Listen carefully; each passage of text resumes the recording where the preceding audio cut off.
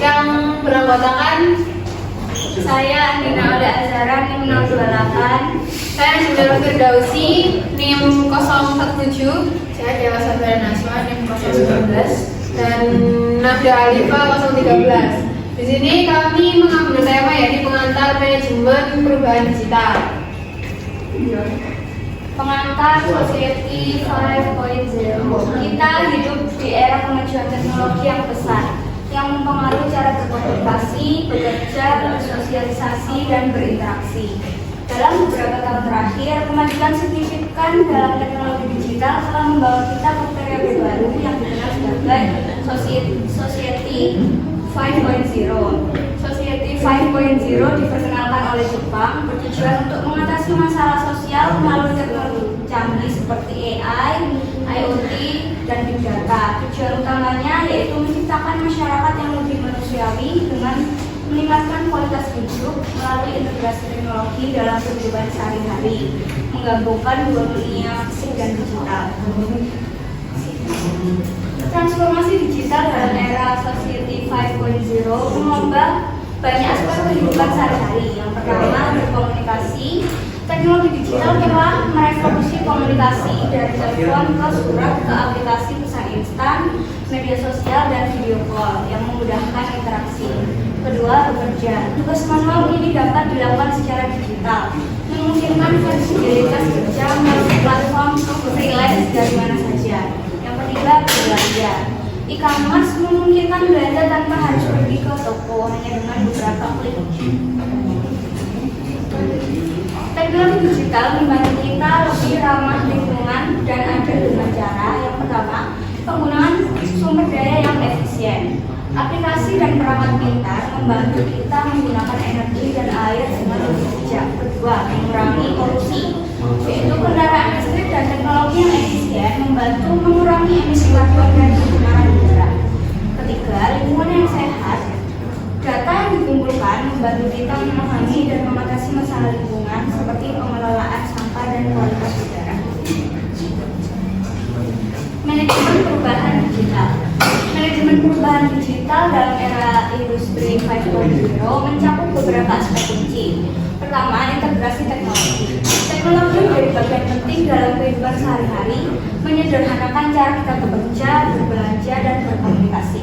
Kedua, kolaborasi. Keberhasilan Society 5.0 bergantung pada kerjasama antara pemerintah, sektor swasta, dan masyarakat untuk mengembangkan teknologi. Ketiga, keberlanjutan dan inklusi. Fokus pada keberlanjutan lingkungan dan sosial dengan memanfaatkan AI dan Big Data untuk mengatasi masalah.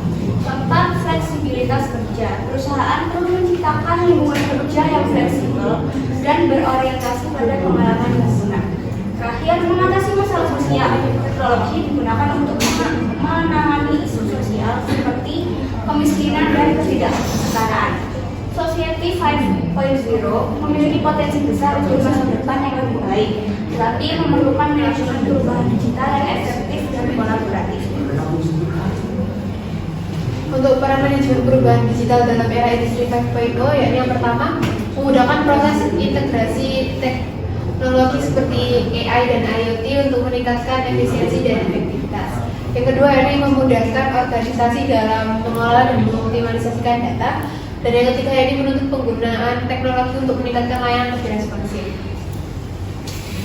Untuk tantangannya yakni, yang pertama, SDM yang dimiliki belum siap atau belum mampu menggunakan teknologi dan memastikan keamanan data dan cyber. Untuk strategi efektif dalam manajemen perubahan digital dalam era industri 5.0 yakni yang pertama, keterlibatan karyawan secara aktif. Dalam era ini partisipasi aktif dari karyawan sangat karena karyawan tidak hanya dalam proses yang sudah diotomatisasi, tetapi juga harus terlibat dalam keputusan. Yang kedua, ini pendekatan berfokus pada pengalaman pelanggan. Untuk menekankan lebih banyak personalisasi untuk memenuhi kebutuhan pelanggan.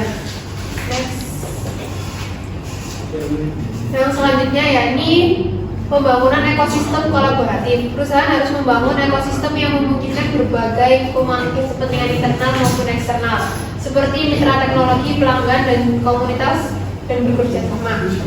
Yang keempat yakni pengembangan budaya inovasi. Dalam era industri ini, perusahaan harus mengembangkan budaya organisasi yang mendorong inovasi dan ketanggapan terhadap perubahan dengan menggunakan pendekatan proaktif untuk merespon perubahan teknologi, mendorong eksperimen, dan memberikan ruang bagi karyawan mereka untuk mencari solusi kreatif.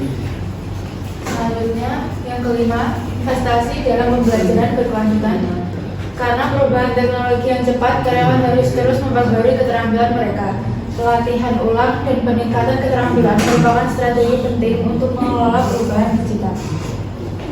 Selanjutnya, terdapat 3 studi kasus yang saya ambil, yaitu contoh dari perubahan manajemen digital 5.0 dari Universitas Negeri Surabaya, UNESA, yang berhasil beradaptasi dengan era industri 5.0. Seiring dari waktu ke waktu, UNESA menciptakan suatu web SSO UNESA untuk mempermudah proses belajar mengajar. Di dalam web ini terdapat banyak menu seperti Siapadu, Simyudisium, Simulasi, Jurnal UNESA, Sibukate, Webitopus, dan lain-lain. Hal ini tentu saja sangat memudahkan pengguna bagi mahasiswa dan dosen yang menggunakan web SSO UNESA.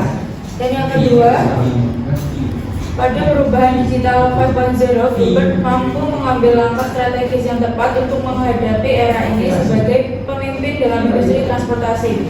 Untuk mengatasi perubahan digital ini, Bluebird melakukan perubahan pada perusahaan mereka seperti penggunaan aplikasi berbasis smartphone. Dan yang ketiga, pada saat ini Bank BRI sudah memiliki aplikasi mobile Primo yang ditujukan kepada masyarakat untuk mempermudah melakukan transaksi online tanpa perlu datang ke bank. Hal ini tentu saja mempermudah masyarakat yang memiliki akses jauh untuk menuju ke bank melakukan transaksi. Dengan menciptakan aplikasi ini, Bank BRI menunjukkan bahwa mereka berhasil dalam menerapkan manajemen di era digital 5.0. Sekian presentasi dari kelompok kami. Assalamualaikum warahmatullahi wabarakatuh.